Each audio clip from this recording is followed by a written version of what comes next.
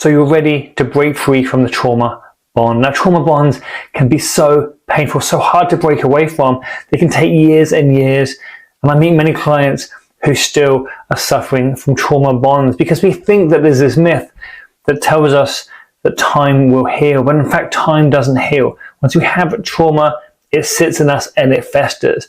And it's just like it's day one, on day 59, on day 559. Time does not heal. We need to do the work ourselves. We need to do the work to move forward. We need to do what it takes. Otherwise, we'll be stuck in the relationship or stuck thinking about the relationship because we haven't been able to move forward. Now, my name is Doug Womack and I'm a narcissistic recovery therapist, and my job today is to help you to gain the tools to move forward so you don't have to suffer in pain any longer. So first of all, what is a trauma bond? Well, a trauma bond normally occurs between two people, and these two people are normally in a relationship. So it could be a partner, or it could be a family member, it could be a friend, it could be a work colleague, it could be your boss. Now, it can happen to so many different relationships.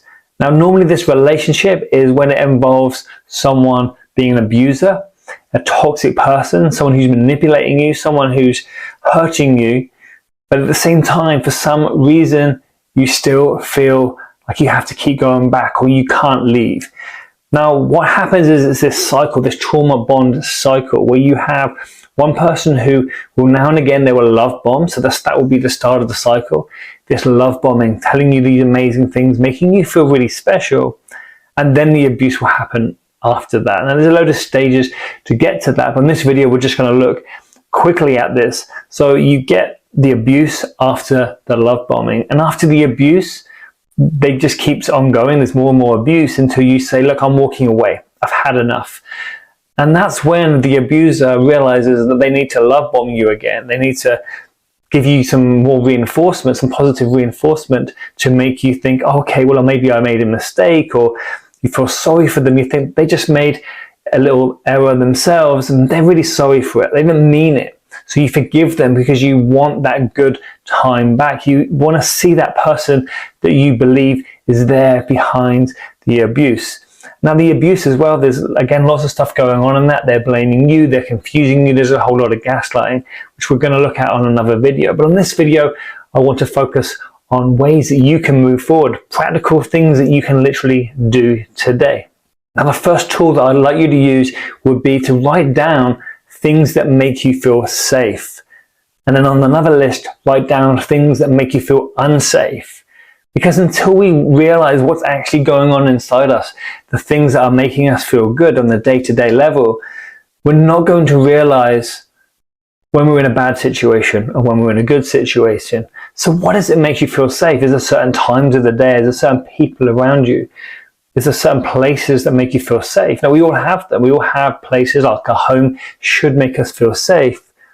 But if we're not feeling safe at home, when we know someone's about to walk through the door, that's a sign that something isn't right. So we need to look at that. We need to look at what are the signs of safety. Are there any signs of safety? And maybe not now, maybe from the past. Maybe there's a time in the past when you felt really safe. What was happening around that time? What was your beliefs? What was going on around that time? So look at those two lists, write those lists down, basically journaling what makes you feel safe and what makes you feel unsafe. Now, the second exercise you can do is a 5-minute mindfulness exercise. This is a mindfulness exercise called labeling. So you would label your thoughts as they come through your mind. Now, I love using this exercise because it's so quick, but it also trains our brain to detach from ourselves and from the thought. You see, when you've been in a narcissistic relationship, so often the narcissist, they've conditioned you to listen to every thought that they say. And you find yourself having a thought, and that thought could be, I need to do what this person wants. I need to please this person. So that thought comes through your mind, and you think, if I don't do that, because you've been triggered into your body believing, if it doesn't do that, you're going to be in danger. You're not going to feel safe. You're going to get shouted at. So using mindfulness labeling exercise, you can literally detach from the thought. And when you have that thought, you can see it for what it is, just a thought. When you know that that's just a thought of you worrying or catastrophizing or thinking about the future or analyzing, you can then put that thought as an option rather than something that you're going to get carried along with. It's a bit like seeing the weather. You know, we have weather all around us. Sometimes it's hot, sometimes it's stormy, sometimes it's beautiful, sometimes it's cold.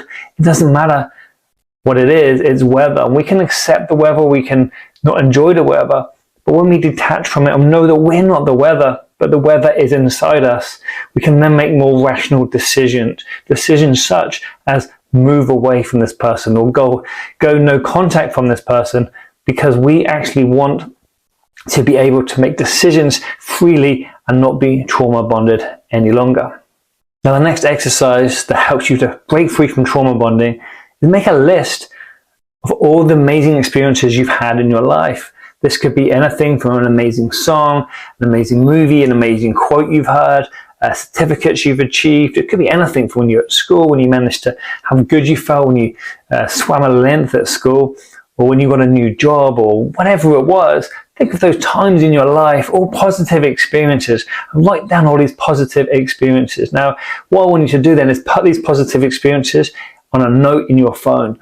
So you have this folder in your phone which you can go to, which is called positive experiences. Now, when you're feeling like, oh, I'm not sure who I am, I'm not sure what's good about me, I just need to go back to this person, I just need to listen to this person because they're probably right, I probably am useless.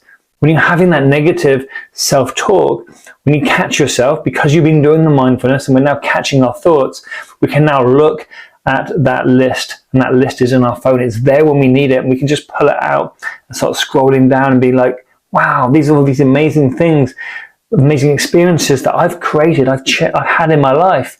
You know, times with friends, even just a beautiful coffee, a moment you had when you helped someone else out, helped someone, through a problem that they've had. These are all resources. This is resourcefulness list. This is a positive experience list.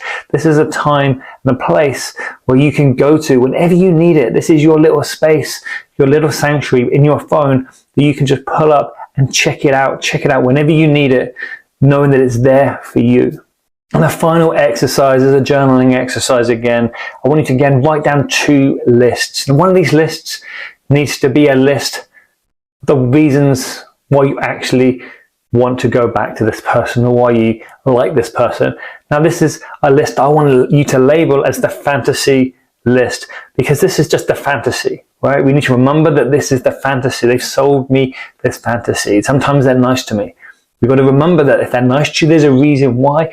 Narcissists are transactional. And then on the other side of the page, or in your book, or in your phone again, I want you to make another list, the ugly truth. And now in the ugly truth, I want you to write all the negative things that you can remember. And you can add to this every time you get a thought like, they said that to me, write it down. They abused me in that way, write it down. Because this is the ugly truth. And you're going to find that the ugly truth list, not only is it true, but it's going to be longer. Whereas this is the perfect fantasy, this is just a fantasy. It's smoke and mirrors. That's what the narcissist, that's what the abuser wants you to believe. So you can write down their tricks. Every time you catch them doing a trick, if you're still spending time with them, if you haven't been able to go got no contact, that's fine. Put that in that list. Put that in the perfect fantasy of the narcissist list. Make sure you keep writing in your list the ugly truth list. Anything that you catch them doing, anything you remember them doing, anything that just made you not feel comfortable. Now, when you've got these 2 lists, again, if you're ever feeling like I need to speak to this person again, or maybe I should answer their calls, maybe I should reconsider, maybe I made a mistake, read these lists first. Read the lists about the fantasies and read the lists about the ugly truth. Because the truth is, if you were going to get into a relationship with this person, if you're going to choose this person as your mom, if you're going to spend time with this friend, if you're going to get this as your boss, before you got the job, before you got in the relationship, and someone had handed you these 2 lists, you would have been like, oh, okay, I didn't know that's what came with the job. I didn't know that's what came with the relationship. I don't know that's what came with these parents. I'll pass thanks, and I'll wait for the next bus. I'll wait for someone else to come along, because there's billions of people in the world and not all of them are gonna treat me this way. So I hope that helped. I hope that gives you something that you can physically do today. You can physically start moving with your trauma journey. And don't forget, trauma healing isn't ever easy. But if we just wait, leave it, if we don't ever do anything to move forward, if we just think time will heal, if we just think, you know what, it will disappear, it won't, because it will always be there. It will get worse because we'll end up going back, we'll end up ruminating, we'll end up staying in the place where we don't want to be, and we'll always be triggered. We have to heal our internal wounds. We have to go deep into our core. So anyway, I hope that helped with you guys. So I'm going to leave you with that. And if you can, subscribe to this channel. That would really help, because we're trying to get the message out there and help people to heal from narcissistic abuse.